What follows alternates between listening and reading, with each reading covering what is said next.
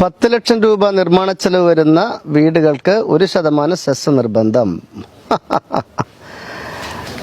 രാമകൃഷ്ണ, നിന്റെ ഏട്ടന്റെ വീട്ടിൽ കൊള്ള പോയിഞ്ഞേ എത്ര ലക്ഷത്തിന്റെ ചെലവ് വീടിന്? 15 ലക്ഷം.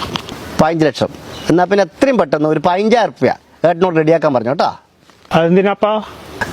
അതെന്തിനാന്ന് ചോദിച്ചു കഴിഞ്ഞാൽ, അതായത് നമ്മുടെ വീട് നിർമ്മാണ തൊഴിലാളികളില്ലേ, ഓരോ ക്ഷേമത്തിന് വേണ്ടിയിട്ടുള്ള പൈസയാണ്. അതായത് വീട് നിർമ്മിക്കുന്ന തൊഴിലാളികൾക്കുള്ള ക്ഷേമത്തിലുള്ള പൈസ നമ്മൾ കൊടുക്കണം, വീട് നിർമ്മിച്ച ആൾക്കാർ കൊടുക്കണം. അപ്പോൾ നിന്റെ ഏട്ടൻ 15,000 റുപ്യ അടക്കണം, മനസ്സിലായാ? എന്നാ പിന്നെ നമുക്കും കിട്ടണ്ടേ? നമ്മൾ ഒരുപാട് തെങ്ങുമൊക്കെ ഇരുന്നല്ലേ. അത് ശരിയാ. ഇക്കണക്കിന് പോയാൽ നീ നമ്മളെ പറമ്പെന്ന് പറിക്കുന്ന ഓരോ തെങ്ങിനും നിനക്ക് നമ്മൾ 1% തരേണ്ടി വരും അല്ലേ? പണി പോകൂല രാമകൃഷ്ണ. കേട്ടില്ലേ വാർത്ത? അതായത് 26 വർഷങ്ങൾക്ക് മുൻപ് വരെ നിർമ്മിച്ച വീടുകൾക്ക് 10 ലക്ഷം രൂപയിൽ കൂടുതൽ, 10 ലക്ഷം രൂപ മുതൽ നിർമ്മാണ ചെലവ് വരുന്ന ഓരോ വീടിനും 1% സെസ് അടക്കണം. അതായത് തൊഴിലാളിയുടെ ക്ഷേമത്തിന് വേണ്ടിയിട്ട്. അപ്പോൾ 15 ലക്ഷം രൂപ മുതൽ മുടക്കിയിട്ട് നിർമ്മിച്ച വീടിന് 15,000 റുപ്യ, 20 ലക്ഷം രൂപ മുതൽ മുടക്കിയ വീടിന് 20,000 രൂപ.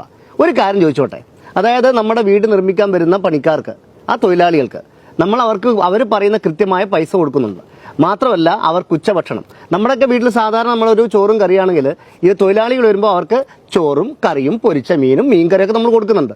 പോരാഞ്ഞിട്ട് വീട്ടിൽ കൂടുന്ന ദിവസം സന്തോഷത്തിൻ്റെ പേരിൽ 10-500 അവരുടെ കയ്യിൽ വെച്ച് കൊടുക്കുന്നുണ്ട്.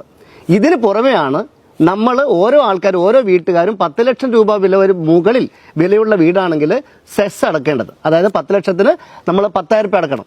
ഇത് എവിടുത്തെ ന്യായമാണ്? നമ്മൾ കൊടുക്കേണ്ട പൈസ അവർ കൊടുക്കുന്നില്ലേ? തൊഴിലാളികൾക്ക് ആനുകൂല്യം കിട്ടുന്നതിലുള്ള വെറുപ്പുകൊണ്ടല്ല, തൊഴിലാളികൾക്ക് ആനുകൂല്യം കിട്ടണം, പക്ഷെ അത് സർക്കാരിൽ നിന്ന് എടുത്തു കൊടുക്കണം. അല്ലാതെ കടമെടുത്ത് ബാങ്കിൽ നിന്ന് ലോൺ എടുത്ത് വീട് നിർമ്മിക്കുന്ന പാവപ്പെട്ട മനുഷ്യരുടെ കയ്യിൽ നിന്ന് വീണ്ടും പോക്കറ്റിൽ നിന്ന് കൈയിട്ട് മാറുന്ന സ്വഭാവം അത്ര നല്ലതാണ്. അങ്ങനെയാണെങ്കിൽ നമ്മുടെ വീട്ടിൽ കിണർ വയ്ക്കുന്ന ആൾക്കും കൊടുക്കണം 1%, തെങ്ങിക്കയറ്റുന്ന രാമകൃഷ്ണൻ പോലുള്ള ആൾക്കാർക്ക് കൊടുക്കണം 1%. പറ്റുമോ? പറ്റില്ലല്ലോ. ഒറ്റ കാര്യം ചോദിച്ചോട്ടെ, ജനങ്ങളുടെ കടം, സർക്കാരിന്റെ കടം തീർക്കാനാണെങ്കിൽ ഇപ്പോൾ മന്ത്രിമാരായിരിക്കുന്നവരും മുൻ മന്ത്രിമാരായിരിക്കുന്നവരും ഒന്നിൽ കൂടുതൽ പെൻഷൻ വാങ്ങുന്ന ഒരുപാട് ആൾക്കാരുണ്ട്. നിങ്ങൾ കൃത്യമായിട്ടും അനധികൃതമായിട്ടും സമ്പാദിച്ച ഒരുപാട് സ്വത്തുണ്ട്. അതിൻ്റെ 1% എടുത്തു കൊടുത്താൽ തീരുന്നതേ ഉള്ളൂ കേരളത്തിൻ്റെ കടം. അല്ലാതെ വീണ്ടും വീണ്ടും ജനങ്ങളുടെ പോക്കറ്റ് കൈയിടുന്ന ഈ സ്വഭാവം ഒന്ന് നിർത്തുക. നമ്മുടെ തൊഴിലാളികൾക്ക് സഹായം കിട്ടിക്കോട്ടെ, അതിനെതിർക്കുന്നില്ല. പക്ഷെ അതിൻ്റെ കൂടെ സാധാരണക്കാരനെ വീണ്ടും വീണ്ടും നോവിക്കുന്നത് ശരിയല്ല.